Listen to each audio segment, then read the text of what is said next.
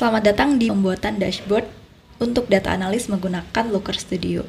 Nah, di part sebelumnya kan kita udah set up account Looker Studio kita ya. Jadi setelah itu kita akan mencoba untuk membuat dashboard sebagai bentuk praktis.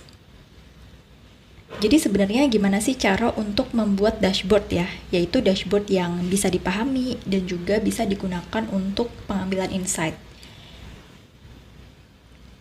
Nah, dalam prosesnya sebenarnya tiap data analis ini punya cara yang berbeda-beda, tapi umumnya untuk membuat dashboard pasti akan meliputi step-step berikut nih teman-teman. Yang pertama adalah kita mulai dengan IDE terlebih dahulu. Jadi si IDE ini adalah suatu step yang sangat krusial karena pada tahap ini kita akan memeriksa atau melakukan penyelidikan terhadap data kita. Jadi kita bisa melakukan pengecekan terhadap variabel-variabel yang ada pada data kita. Terus juga kita bisa lihat apakah data kita ada missing value ataupun duplikasi, dan juga kita bisa lihat kayak statistik dasarnya itu seperti apa, seperti mean, median, dan mungkin juga kita bisa cek korelasi antar variabel. Nah, dengan dilakukannya IDE ini, kita jadi bisa mengidentifikasi kalau misalnya ada suatu pola ataupun outlier tertentu. Nah, kalau kita udah paham data kita seperti apa, baru setelah itu kita melist matriks-matriks yang ingin kita tampilkan sesuai dengan requirement ataupun objektif dari pengguna dashboardnya, atau bisa kita sesuaikan dengan KPI. Dan pastikan banget bahwa memang matriks yang kita list ini adalah matriks yang bisa kita sediakan gitu. Jadi dari IDE kan kita udah paham ya data kita nanti seperti apa, jadi matriksnya ini benar-benar harus yang sesuai dengan data yang kita punya.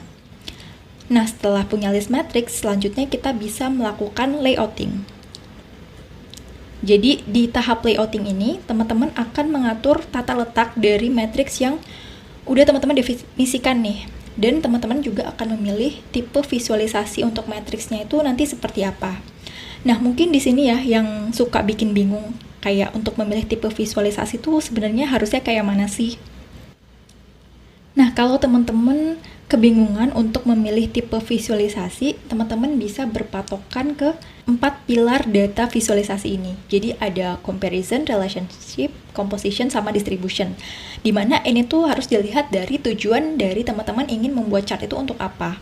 Jadi misalnya, kalau misalnya pembuatan chart itu ingin ditujukan untuk comparing antara variabel, teman-teman bisa pilih chart yang berbentuk kayak bar chart ataupun line chart. Nah, tapi kalau misalnya teman-teman ingin melihat korelasi antara hubungan dari dua variabel atau lebih gitu, teman-teman bisa pakai scatter plot. Sedangkan kalau teman-teman ingin lihat distribusi dari variabel, nilai dari suatu variabel itu seperti apa, teman-teman bisa lihat bisa buat histogram. Sedangkan kalau misalnya teman pengen lihat kayak suatu matriks itu dia kontribusi ataupun komposisinya itu dari apa aja, itu teman-teman bisa pakai stack bar chart ataupun pie chart.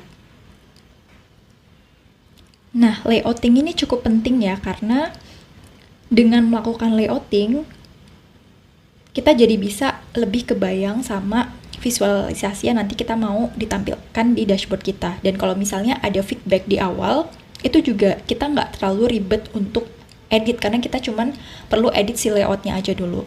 Nah, untuk layouting ini teman-teman bisa mulai dari cara yang paling sederhana, yaitu teman-teman bisa coret-coret dulu di kertas, ataupun bisa dilanjutkan dengan tools bantuan kayak Draw.io ataupun Figma, itu juga boleh banget.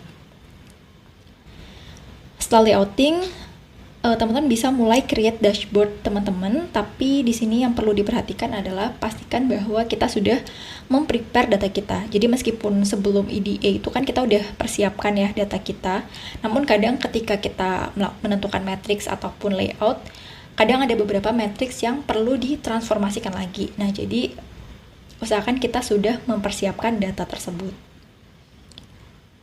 Nah, dalam pembuatan dashboard ini, jangan lupa teman-teman harus memperhatikan tujuan dari dashboard itu dan juga siapa sih audiensnya. Kalau teman-teman ingin lebih memahami dan pengen tahu lebih lanjut gimana sih cara untuk menentukan dashboard kalian yang sesuai dengan audiens dan juga tujuan, teman-teman bisa pakai yang namanya MAT framework ini. Jadi MAT itu adalah Monitor, Analyze, Detail, di mana ia berupa suatu piramida dengan setiap bagian piramid ini merepresentasikan level yang punya perspektif masing-masing.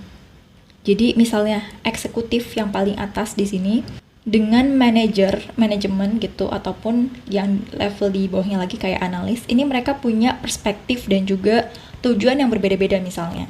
Misalnya nih, kalau teman-teman membuat dashboard untuk eksekutif, itu usahakan supaya dashboard tersebut lebih high level dan nggak terlalu rinci. Sedangkan beda kalau misalnya teman-teman ingin membuat dashboard untuk yang level kayak analis, di mana mereka butuh informasi yang lebih detail lagi. Seperti itu teman-teman. Dan selanjutnya jangan lupa juga untuk selalu mendengarkan feedback.